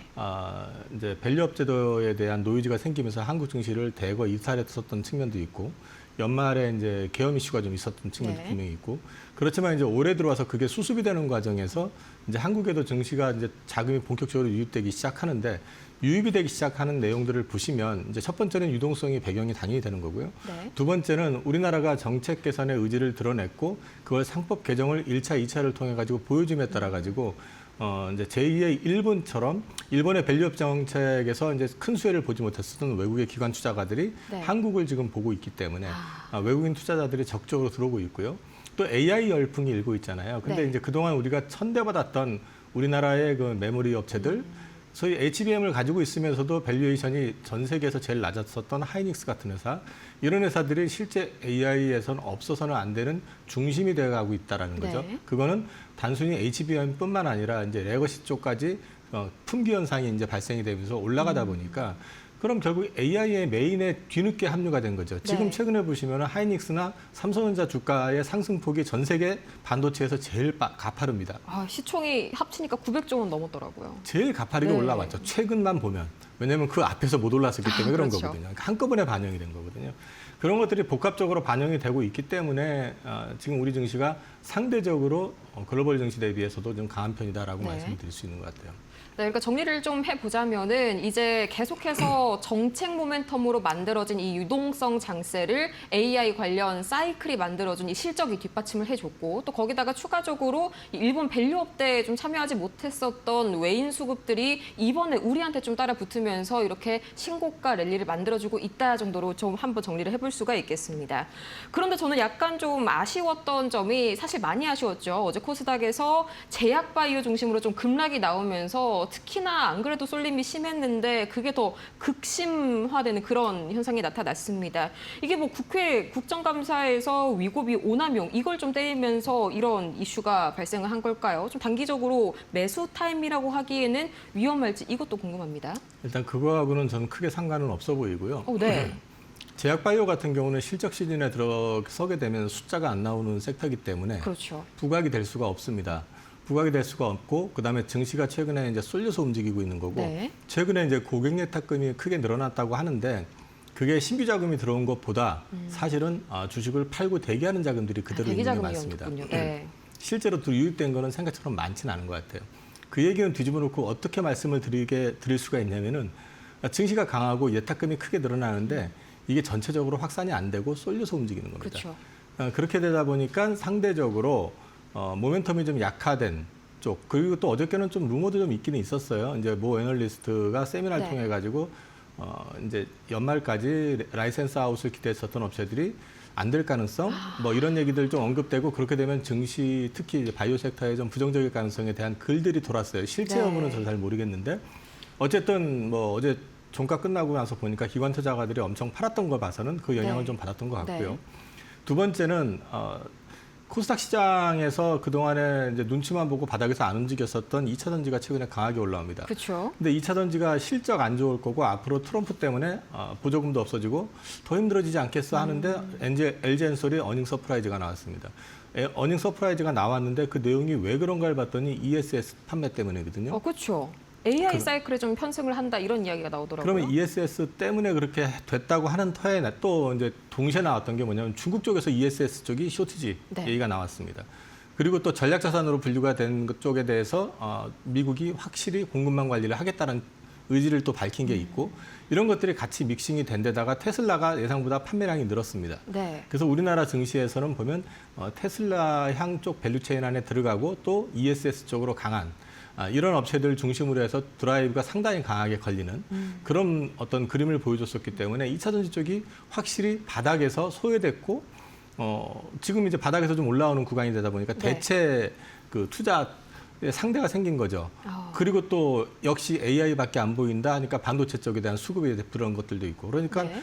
이 바이오 같은 경우는 최근 몇 년 동안 라이센스 아웃이었던 어떤 이슈, 뭐 비만 치료제 이슈 뭐 이런 것 때문에 많이 올랐었잖아요. 네. 불안했었던 차에 대안이 생기니까 일단은 팔고 그리 넘어가는 그런 물량들이 많았던 것 같습니다. 네, 어제 장중에 이제 투자자분들도 그렇고 이제 대체 제약바이오가 왜 이렇게 다 같이 빠지나 하면서 약간 좀 이유를 찾지 못하는 모습들이 나타났는데 또 그런 루머가 또 돌았다고 하니까 기관 투자자들의 매도세가 강하게 나온 것 같습니다. 이 말씀 주신 2차 전지도 어제 좀 상당히 선방을 해줬는데 의외였습니다. 이 며칠 전만 하더라도 좀 ESS 쪽이 둔화된다 이런 전망이 나왔었는데 그걸 또 뒤집는 말씀 주신 AI 사이클에 올라간다 이런 전망이 나오면서 강세를 유지를 했었죠. 우리보다 후자 쪽에 그러니까 긍정적인 방향으로 무게를 실어도 괜찮을까요?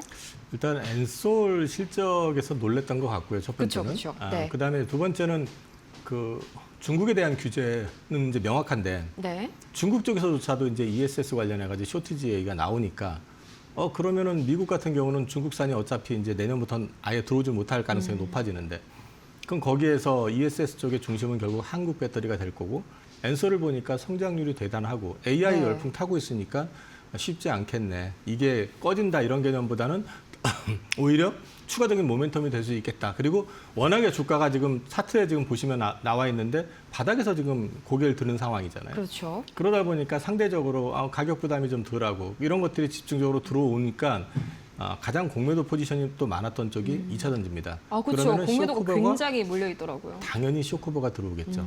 그럼 보면 외국인들이 집중적으로 또 사들어왔어요.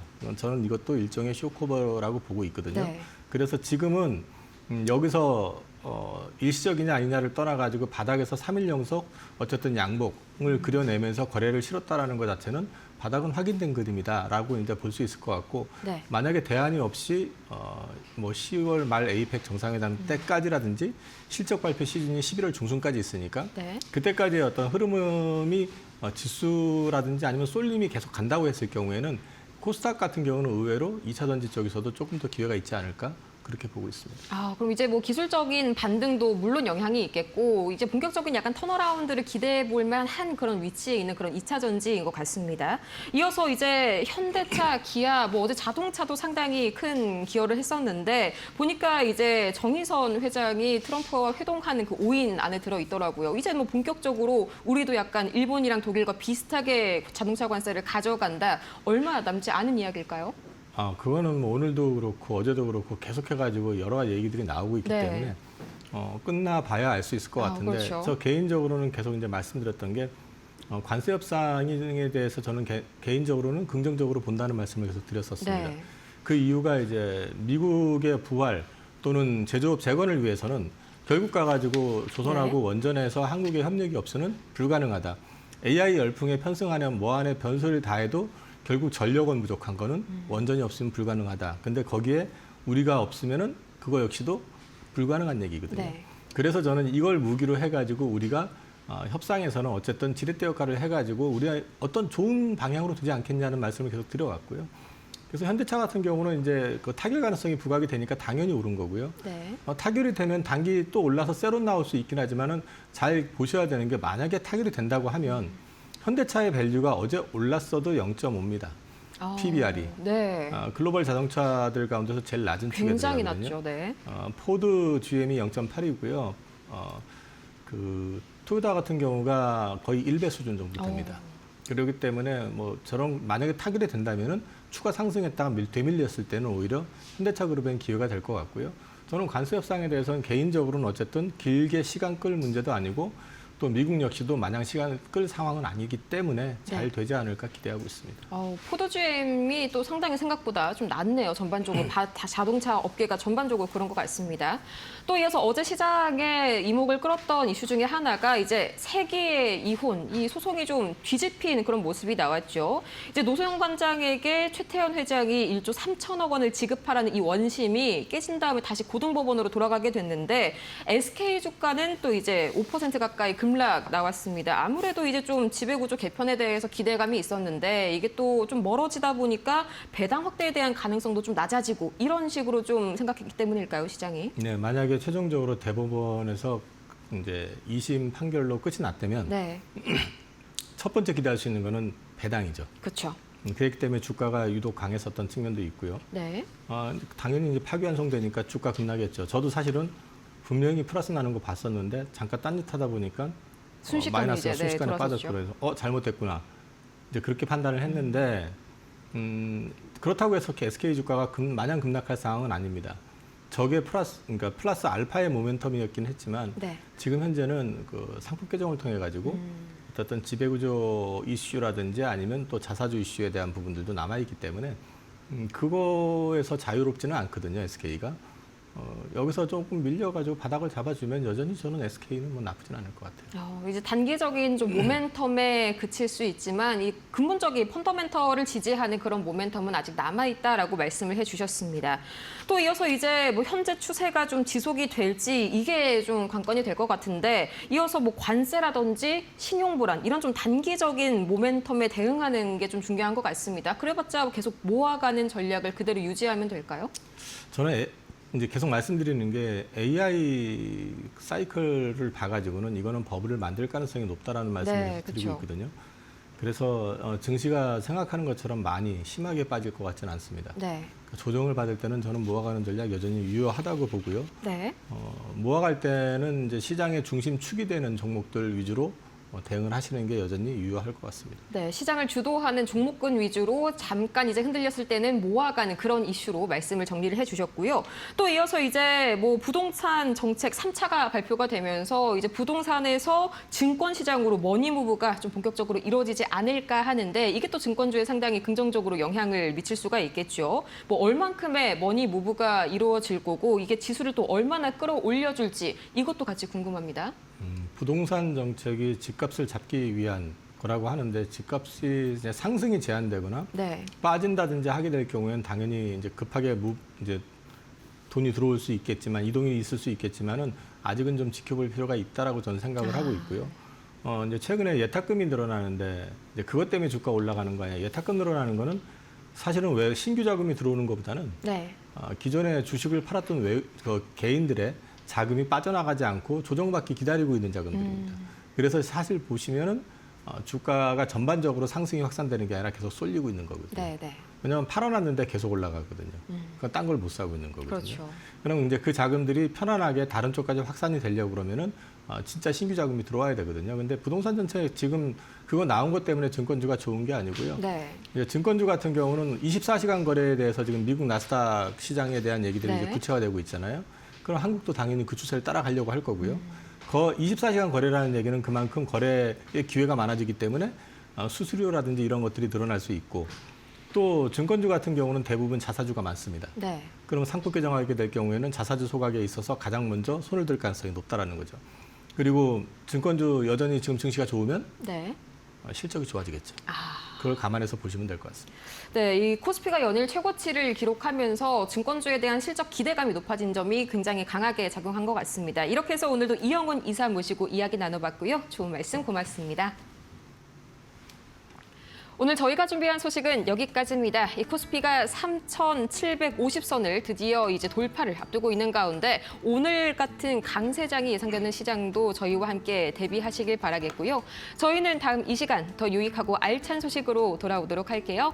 오늘도 함께해 주신 여러분 고맙습니다.